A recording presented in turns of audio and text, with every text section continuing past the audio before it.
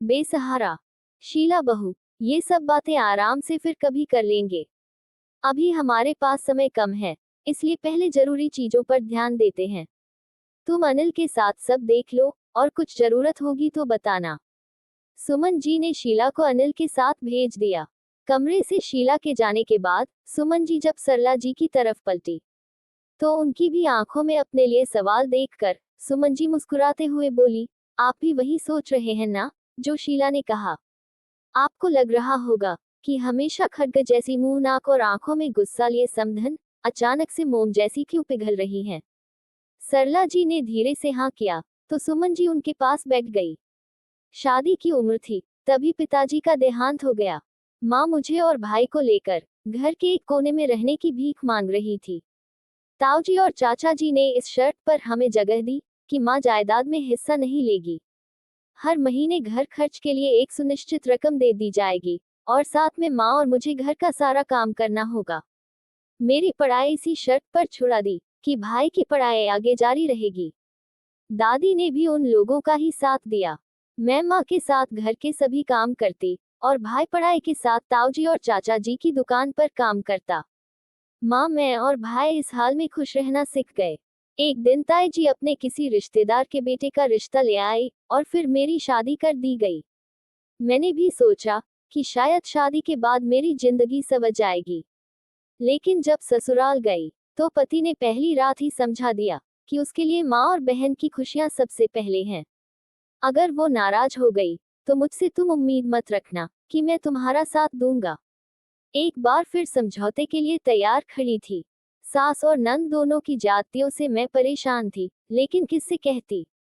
अपने दुख से माँ और भाई को और परेशान नहीं कर सकती थी। पति जानबूझकर अनजान बने रहते थे। इसी बीच मैं गर्भवती हो गई, लेकिन किसी को मुझ पर दया नहीं आई। एक एक करके सभी नंदों की शादी हो गई, और मेरी गोद में भी अनिल आ गया।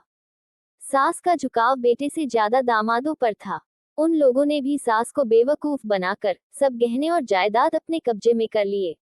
और फिर एक दिन, एक बार फिर, मैं सास और पति के साथ अनिल को गोद में लिए एक कोने में खड़ी थी। एक बार फिर जिंदगी की जद्दोजहद शुरू हो गई। पति जिन्होंने सदा अपनी माँ और बहन की खुशियों के लिए मेरी और अनिल की खुशियों को तवज्जो नहीं दी, आज उन्होंने ही उन्हें घर से बेघर कर दिया।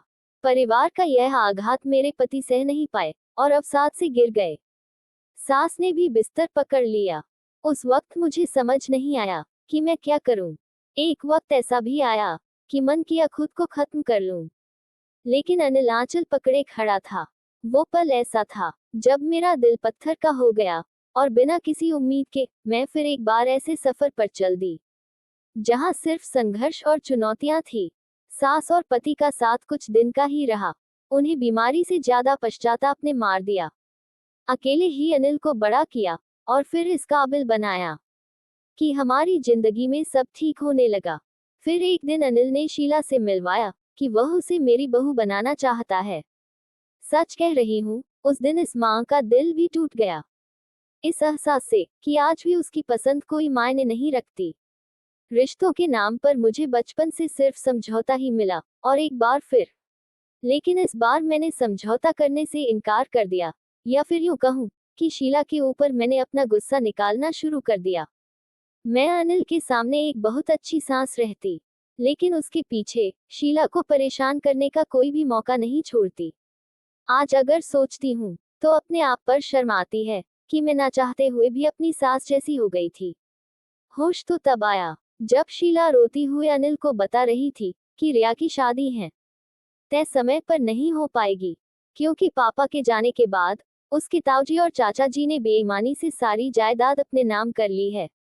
ये खबर सुनकर मुझे लगा कि शीला के रूप में मैं खड़ी हूँ।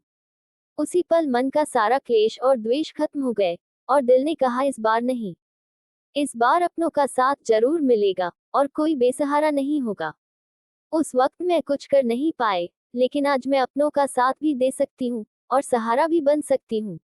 रिया की शादी के बाद अब सरला जी हमारे साथ रहेगी, समधन बनकर नहीं, बल्कि सखी बनकर। क्यों सरला जी रहेगी ना हमारे साथ? आपकी कहानी सुनकर मन द्रवित हो गया। सच में एक औरत अपने दिल में दुखों का समंदर छिपाए रहती है। जरूर रहूंगी, आपके साथ क्यों नहीं रहूंगी, आखिर मुझे भी तो प्रेम और अपनों के साथ की जरूरत है।